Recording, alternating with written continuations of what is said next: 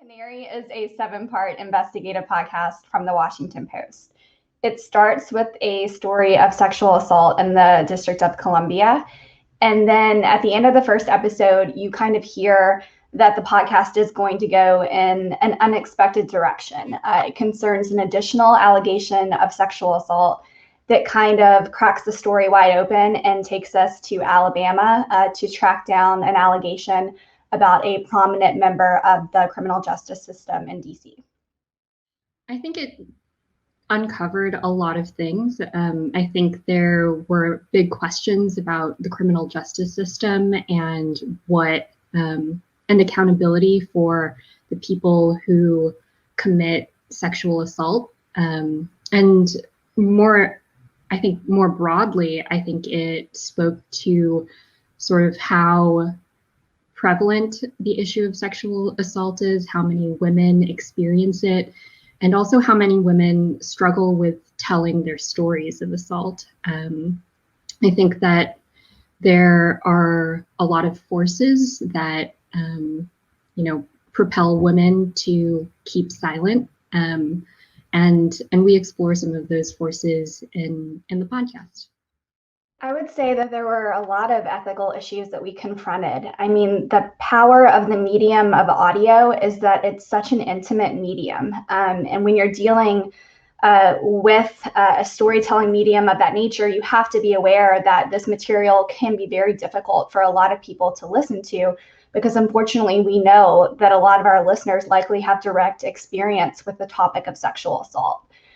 So we were very aware of that going into the project, of what steps we would need to take to make sure that we were telling the story with sensitivity and with fairness for all parties involved. And throughout the creation of the podcast, we had such intense and meaningful discussions with the three of us, the core team of Canary, to discuss how we were handling this, to make sure that we were handling it with the utmost sensitivity. And then in the latter part of the production process, we actually brought in a team of listeners around the newsroom just to kind of double check us, check our instincts, make sure that we were doing this story justice. It's very difficult when you're scoring a piece about traumatic experiences, because they're by their nature very traumatic, and you want to call attention to those sorts of things, but you don't want to put people into this sort of like situation where they're starting to remember their own trauma if they're listeners, or to evoke a stronger reaction that's actually there. And this feedback group was great because you could actually hear across all these different experiences what these people were hearing when they had a score behind it. And it ended up actually being very informative, because we would pull back the score much more than I originally had it. And it just, let it breathe by itself and not impose any extra kind of feeling onto it. So what we get is a very subtle kind of underscoring of what's going on in those scenes. I'll also add to that I think there is something of a myth that gets perpetuated about how, journalists going about their objective job, how that may or may not impact the subjects of the stories that you're telling.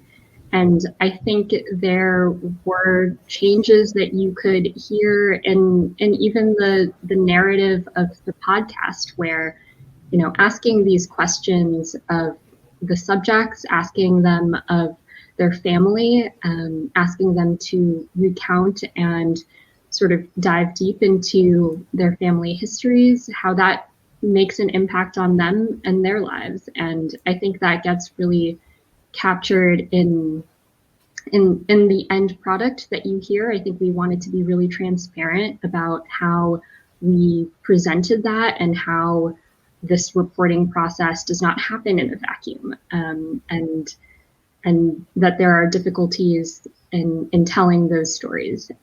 So there's that also very real impact on the subjects of our podcast, and the subjects of this kind of journalism. I think there's also, I don't know how many, audio journalists might be in the classes that you're going to show this to, But there's a real power in the audio medium and in audio journalism in particular.